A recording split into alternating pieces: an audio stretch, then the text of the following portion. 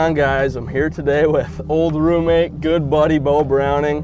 We're up in the North Country. Beau's been up here a couple days now. He's been fishing around, and we're gonna go chase some smallmouth around. It's been fun the past couple years. You know, we've gotten pretty close, and we've gotten to bounce a lot of ideas off each other. That's the cool part about the college fishing deal, meeting a lot of guys, and look where we are now. Now we're up here. Beau's around our neck of the woods.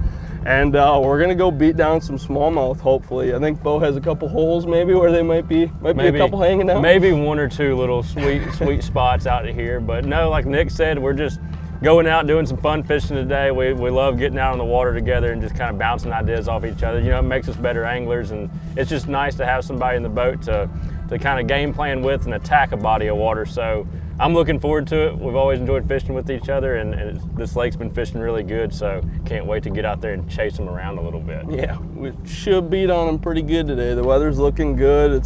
It's a fun lake that we're on. Clear water, tons of smallmouth, and they're usually in a pretty dang good mood out here. So let's go see what we can find.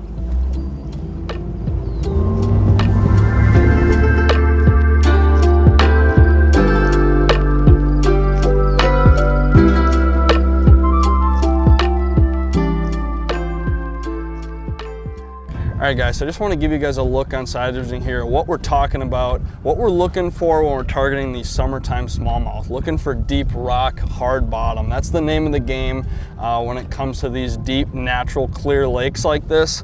A lot of times these smallmouth, they love to stick to this deep rock. It's just good structure for them. A lot of those crayfish hang around it, the bait fish, you name it, everything sticks to this deep rock, and that is exactly right there. We just caught a few off this spot, turned around. I just want to show you guys on side imaging what we're talking about here. I'm going to stop that image, and you can see there's a big rock strip. Anything like that, any abnormality in the rock, sometimes you get these humps that are just loaded with rocks everywhere. It can look a little intimidating at first, like where the heck do I start?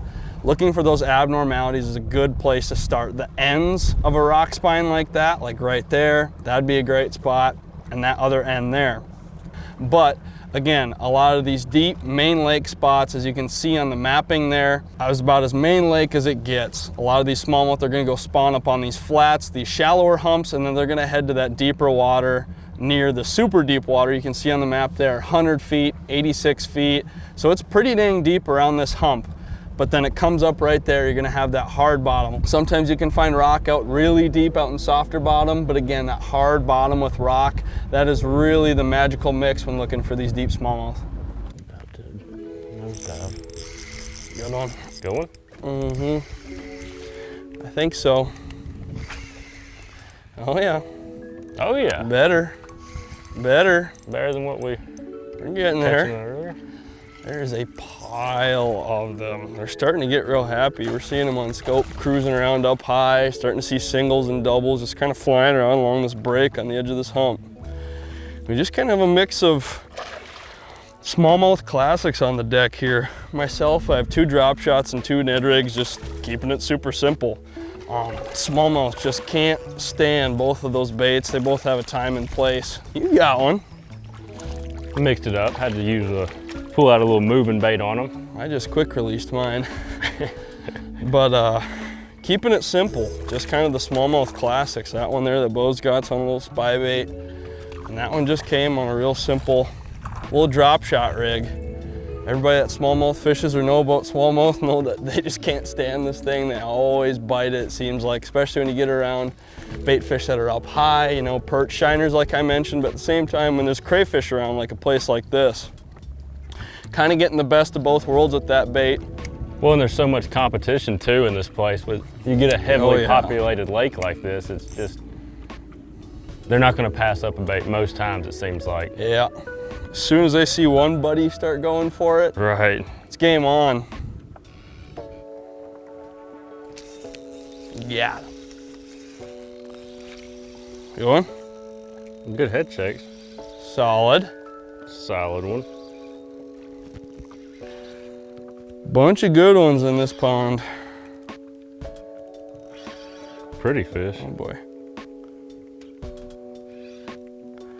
Yeah. Nice smallie. He kind of came right up and just played nice. Didn't do anything too crazy.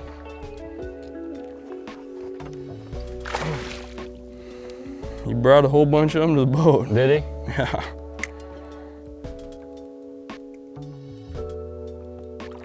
Come on.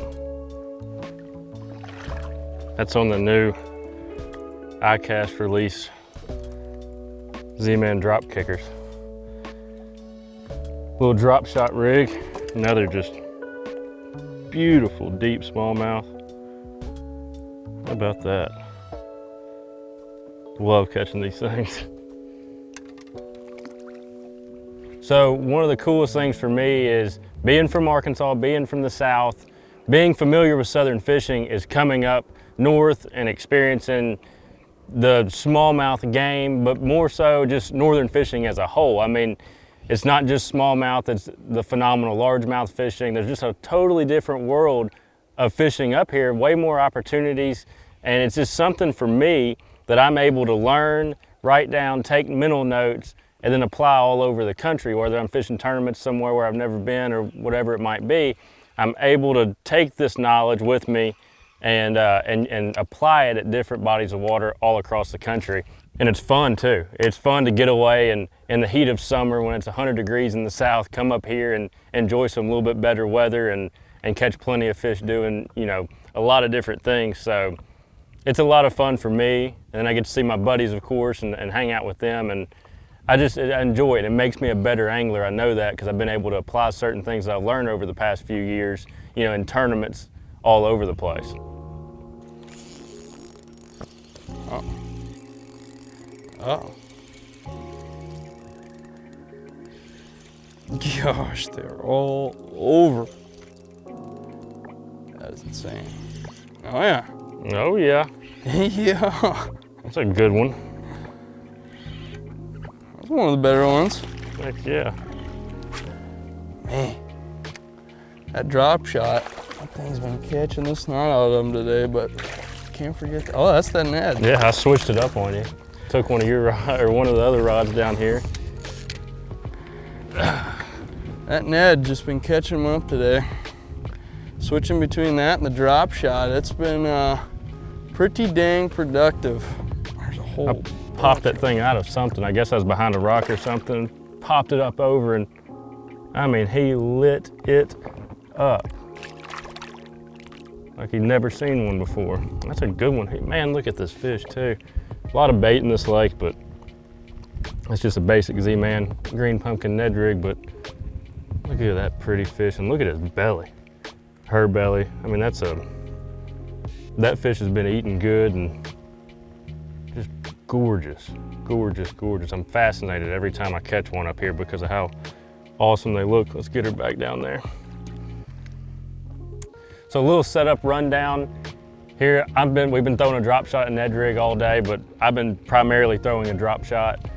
I'm throwing mine today on a 6.9. This is actually an ultralight spinning rod by Revolta Japan. It's a rod specifically designed for small light wire hooks. I like the light wire hook because one, it looks more natural to the bait itself. It's gonna sink in and fit a little bit better. Also though, with these smallmouth, a light wire hook goes a long way, as in it makes a small hole when it penetrates their skin and it doesn't tear a whole lot, so you don't have to worry about that hook slipping out. This is a new bait from Z-Man, a very unique bait, and this is the 2.75 size, so it's a smaller bait and it fits that smaller drop shot hook really well. And as far as the weight goes, I've been throwing a 3/16 today. Sometimes if the wind picks up a little bit, I like to mix in a 1/4 ounce, but a 3/16 has been plenty today. We haven't had just a ton of wind to fight. With that, I'm throwing 8-pound fluorocarbon leader to a 20-pound braid mainline on a 2500 size Daiwa Certate. It's one of the oldie but goodies that I've held on to for many years now. I've been running with that for just about the whole time. So like Beau had mentioned, the drop shot and the Ned rig have been our big players for today. Uh-oh. Woo, jumpy. That little Ned rig there, that's been a killer today too. Both equally been catching the dog snot out of them. It's a good little bait there, not a big one, but this one here is a crushed Ned BLT, just a real natural color as far as colors go for the bait. I like to keep them, you know, pretty crayfishy in these waters, those, you know, dark browns, dark oranges, dark greens, And as far as the head goes, I like to vary my sizes. I've been throwing that little bit lighter one today, and it seems to be getting a lot more bites, just barely dragging it along bottom. Sometimes that heavy one, that can be the deal when they're really deep, but it can also help get a reaction bite out of those fish when it comes flying past their heads. Just snap something in their head, and they just have to fly down and grab it off the bottom. Anywhere from all the way down to a 32nd size head up to about a 3/16 is about the heaviest that I go personally. This one here is an 1/8 that I'm using. That seems to be about the perfect size.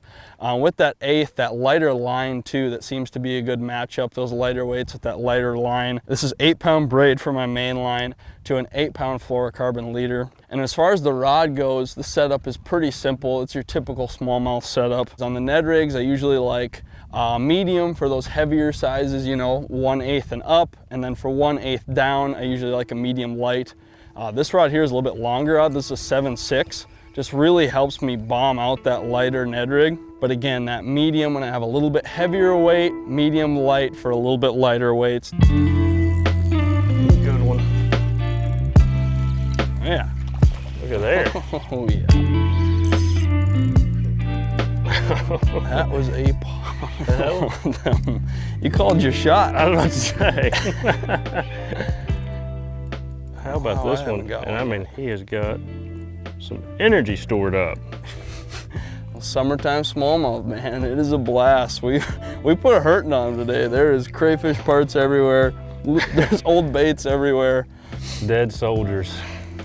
And we have smashed them. It's been a blast. These summertime smallmouth, like we've talked about, hanging out around these humps in their summer playgrounds, they can get really grouped up. Good ones like that. It's that awesome. One there. It is awesome when they play right, let you have some fun with them. That one right there, good little chunker to end on. Little Ned rig bass. But Back yeah, and we have forth had between the Ned, the drop shot, it's been a good time.